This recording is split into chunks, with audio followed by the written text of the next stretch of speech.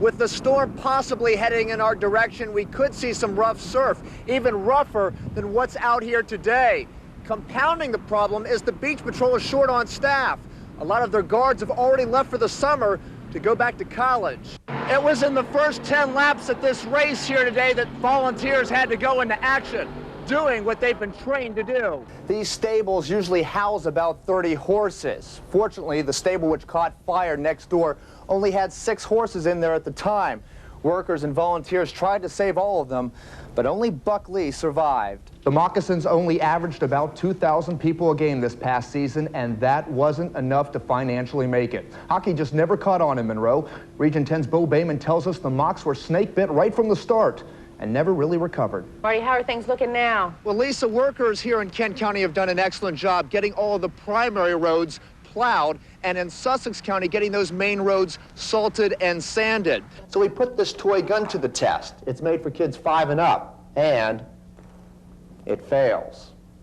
Marty Hunloff's in Ocean City tonight, where everyone is making the best of the weather there. Marty, what's it like out there now? Well, Lisa, actually it is very pleasant. There was a little bit of a breeze through here, but we are not seeing the heavy rain that we saw at times earlier this afternoon. It's a nice night down here down at the inlet. Let's show you a little bit of the ocean. It is a little choppy out there, but it is actually not as rough as it was earlier on this afternoon. Remember, this is the area where just about a couple days ago we saw all kinds of boogie boarders and surfers.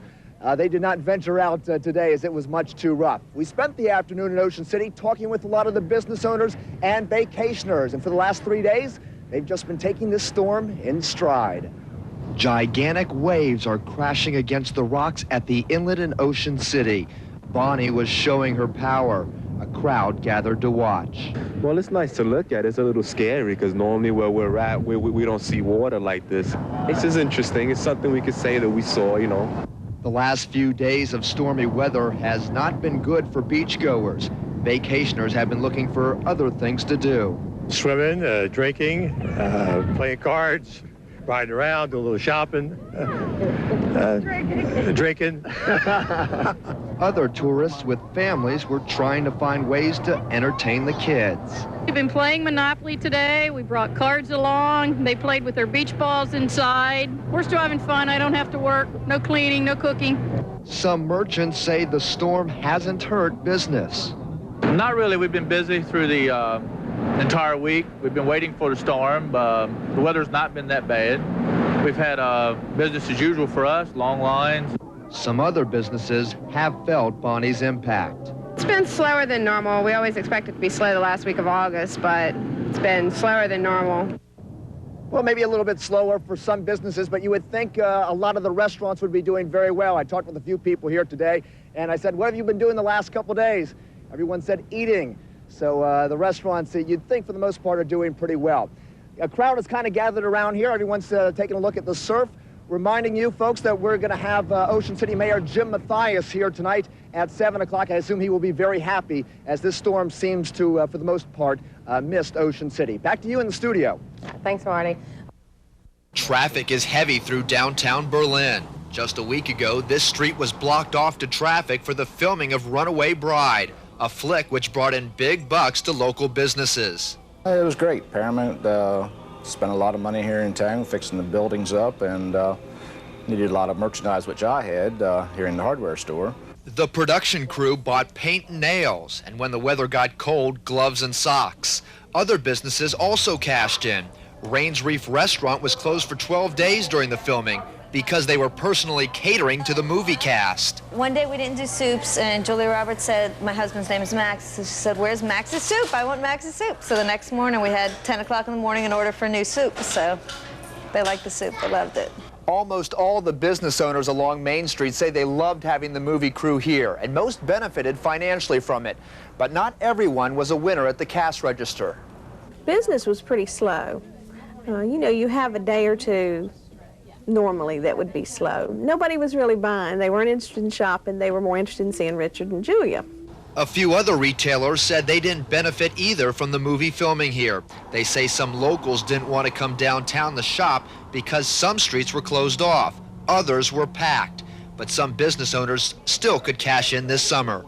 People, sightseers, tourists, I think will come to town just to see the town we're Runaway Bride was filmed, and hopefully it'll come into the hardware store where Julia Roberts had a couple scenes filmed, and we'll be able to sell them something. If they do, Berlin business owners may not only see their town on the big screen this summer, but movie fans on these streets as well. Marty Hutloff, WBOC News, Berlin.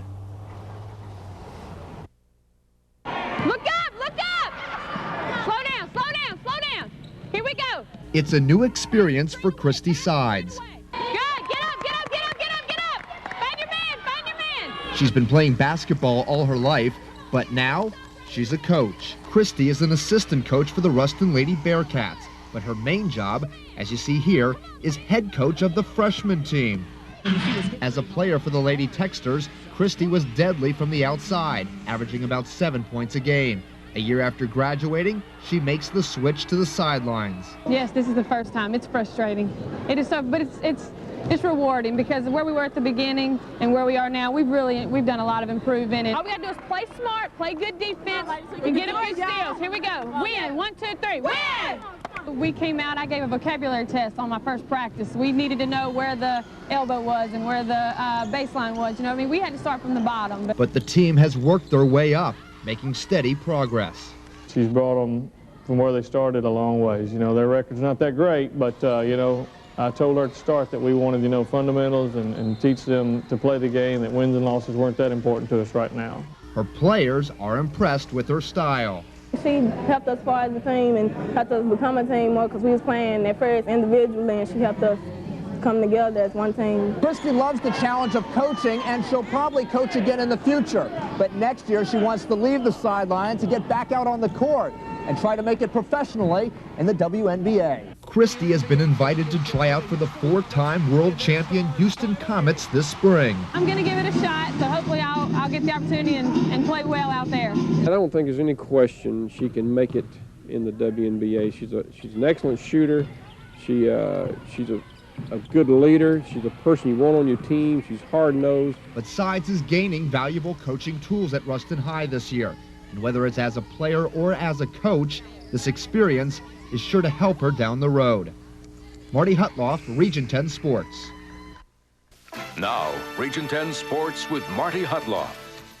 On Saturday night, the Bayou Beast go for their second win of the season. It won't be easy, though. The Beast will play the best team in the league, the Mississippi Fire Dogs.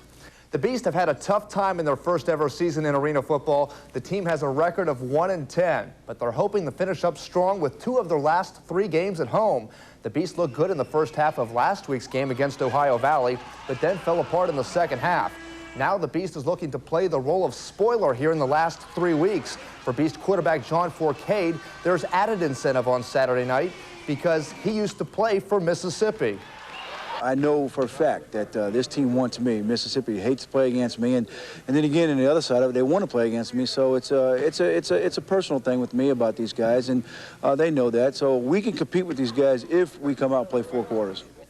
John Forcade's old team, the New Orleans Saints, may stay in Louisiana after all. Saints owner Tom Benson and Governor Mike Foster have set a date to meet face-to-face and again try to work out a deal to keep the Saints in Louisiana. A few days ago, Benson cut off talks and threatened to move the team to Mississippi.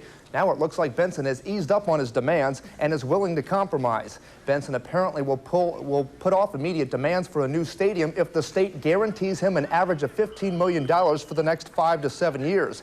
Benson will reportedly keep the Saints in New Orleans if the state can also guarantee that the Saints stay in the NFL's top 18 in gross revenue over the next 5 years. But that's probably the final offer. There's no miscommunication, and certainly going to today, I mean, it's black and white. It's out in the public, and nobody should have any miscommunication about anything. Is this the take it or leave it offer, the last one? I think I've answered that. This is in our minds a very reasonable offer and the best offer that the Saints could put on the table. Benson and Governor Mike Foster will meet 1 week from Monday.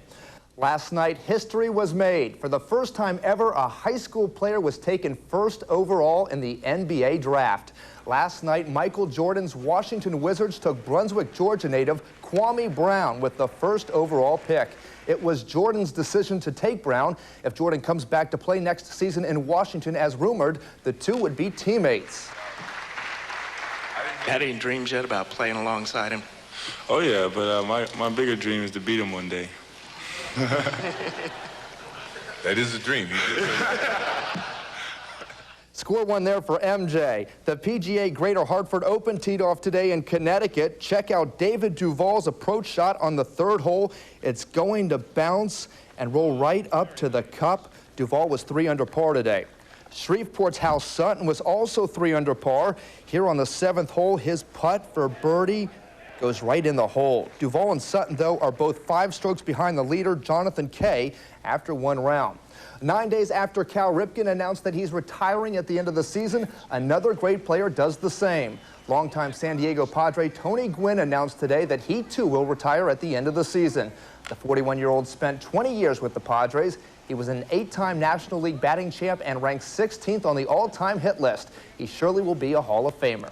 And folks, I am glad it looks like the New Orleans Saints will be able to work out a deal with the state of Louisiana, because I certainly did not want to see them in Mississippi. That's just not right. It was looking iffy yesterday. Sure was.